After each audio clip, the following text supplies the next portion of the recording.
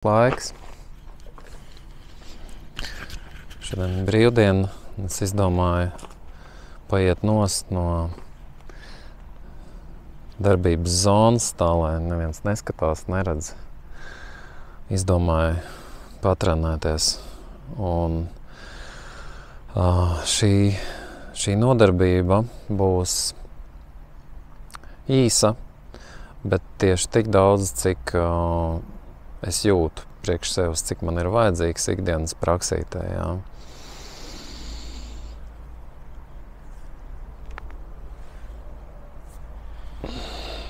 Sākas ar staipīšanos.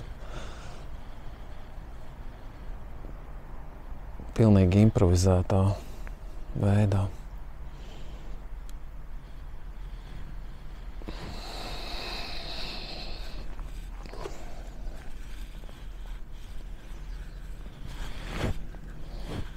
Vienlaicīgi plecu un galvas apļaušana.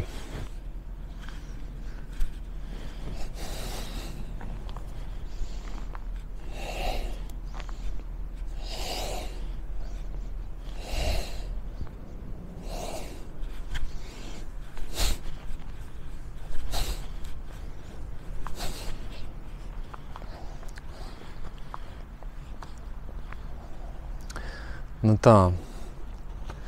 Uzsvars uz stiepšanos, gribās pastaipīties, ir kaut kādi objekti, kurus var izmantot. Ja? Nu, cik augstu kāju var pacelt, šīs būs pietiekošs augstums.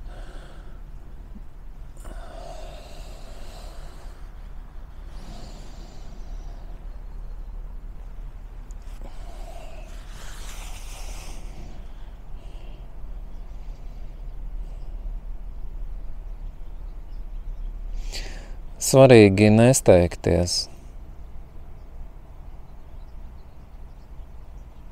jo gribās ātrāk tur pie nākošā vingrinājuma, bet šis ir labs veids, iepauzējot vingrinājumus.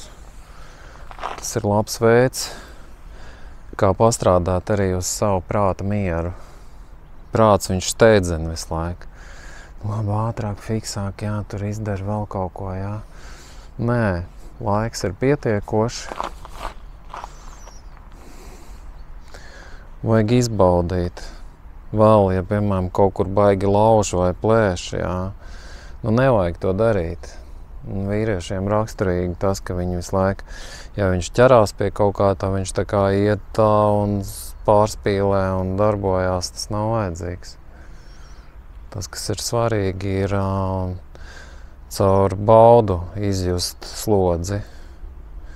Tā, kad drusku uz robežas, pieņemsim, ir kaut kādas sāpes, tad tām sāpēm jābūt ir tādām sportiskām. Viens ir, kad jums ir kaut kādas vainas, jā, tas ir pilnīgi kaut kas cits, jā. Tad ir jāveic atbilstoši vingrinājumi.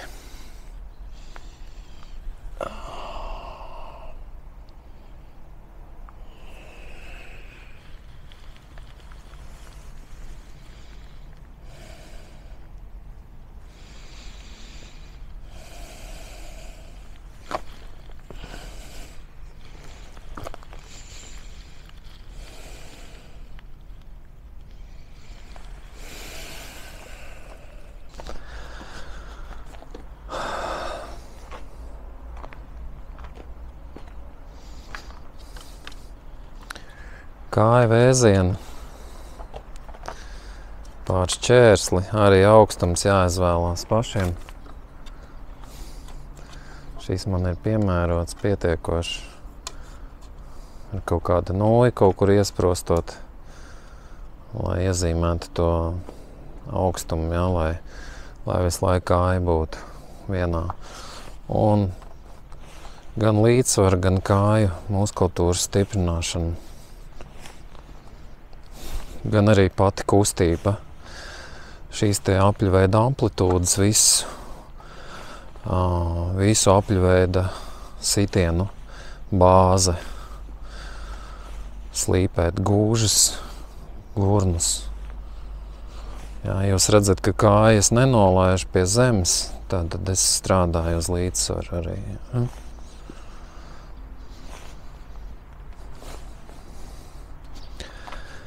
to pašu sānu. Sāna varbūt jālaiž zemāk, man nevajag zemāk, bet, nu, varbūt kādam vajag.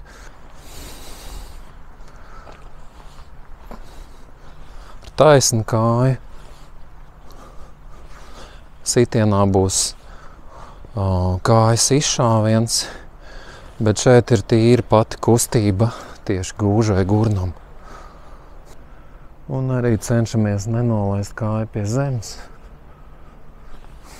Ja.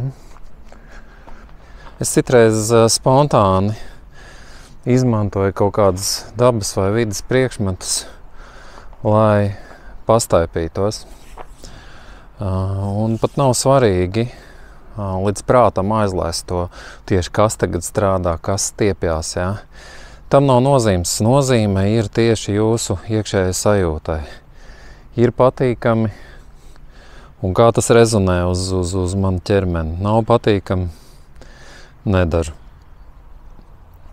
Vēl otra kategorija ir tāda, kad, ja jūs taisat slodzīti uz laiku vai uz atkārtojumu skaitu, atspiešanās vai pietupieni, jā, tas ir savādāk. Tad jūs taisat uz šo te rezultātu un piespiežat sevi.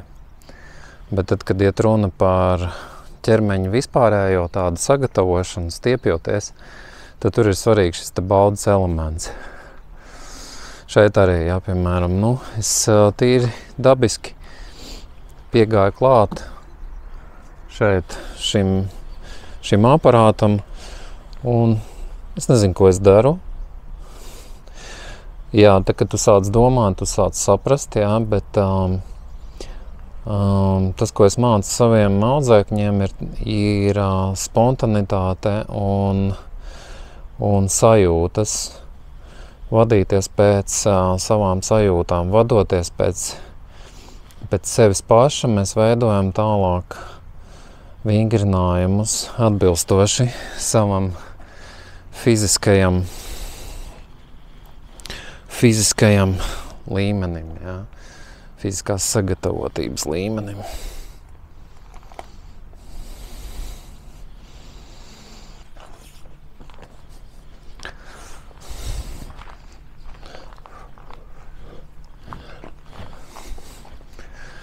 Kaut kādas roku kustības. Bija taisnais sitiens iepriekšējā video. Tātad taisnais sitiens bija, jā, gan ar aizmugurē, gan ar priekšējo roku. Tagad apaļveida sitiens ar priekšējo roku.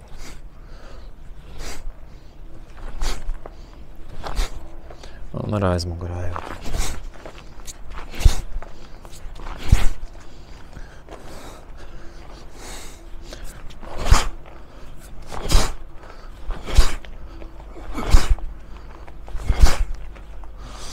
Tātad, jā, ievērojāt, tad smaguma centrs pa vidu. Tas rada stabilitāti un kustoties, tu nenobīdi smaguma centru uz priekšu, bet paliec savā smaguma centrā. Līdz ar to lielāka iespēja, kad pie pretuzbrukuma tu spēsi veiksmīgāk nostāvēt kājās. Tevi nepaķers pretinieks. Tu esi savā asī iekšā, ja? Nu tā. Kaut kā pēdējā laikā vairāk velku uz cīņām. Nezinu, uz ko tas ir. Var tikai nojaust. Jogas vingrinājumi ļoti svarīgi ir prāta kontrolē un pareizi risinājumu meklēšanai sarežģītās situācijās. Un pirmais pats svarīgākais ir elpošana. Tāpat arī cīņā un dejās un dziedāšanā visur ir elpošana kā bāze. Ja? Un šis te vingrinājums, kas ir jāatkārto katru reizi,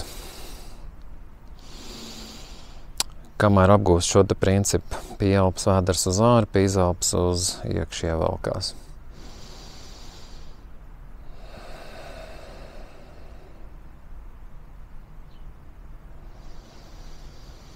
Rokas es uzlieku uz vēdera, tāpēc, lai šo te vēdera kustību kontrolētu.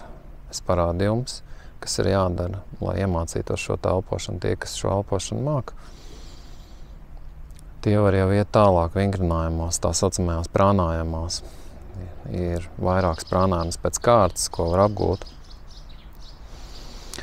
Nadija Šadhanas un visādas citas.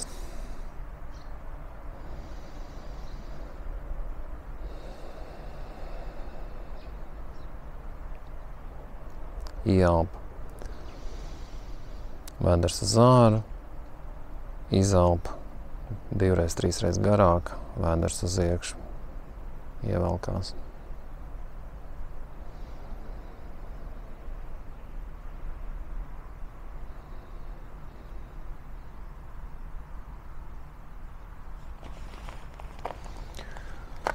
Nu, un šis man patīk vingrinājums, man patīk, kā viņš rezonē uz manas muguras lejas daļu.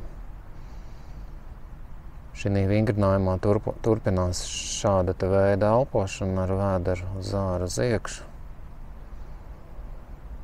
Mugura taisna starp lāpstiņām, ceļi izvērsti, elkoņi starp ceļiem, sēž uz pilnu pēdu vai uz pirkstgaliem, ja uz pirkstgaliem tad labāk ir kaut ko palikt apakšā zem papēžiem. Jāskatās ir pēc ceļiem, ja traumēts kājas, tad šo vingrinājumu nevajag taisīt, vai arī īsāku laiku sprīdi līdz kaut kādām 10 sekundēm. Tiem, kam ar kājām viss ir kārtībā, tad šis arī ļoti labvēlīgs vingrinājums ir gan cirkšņu stiepšanai, gan mugurai, gan atpūtai.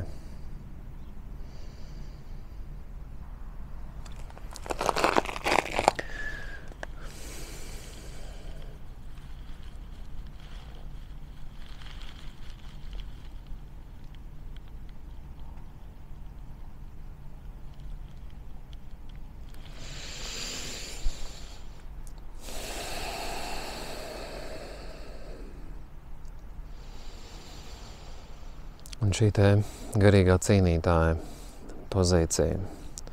Plauksts krūšu centrā, no krūtīm nedaudz nost, mugura taisna, kājas saliek kopā, goda stāja. Šī stāja simbolizē harmoniju starp sirdsprātu un prātu. Paldies par uzmanību. Ar Dieņu sanācām. Ar Dieņu šķiramies līdz tā reizītē, līdz tā dieniņai.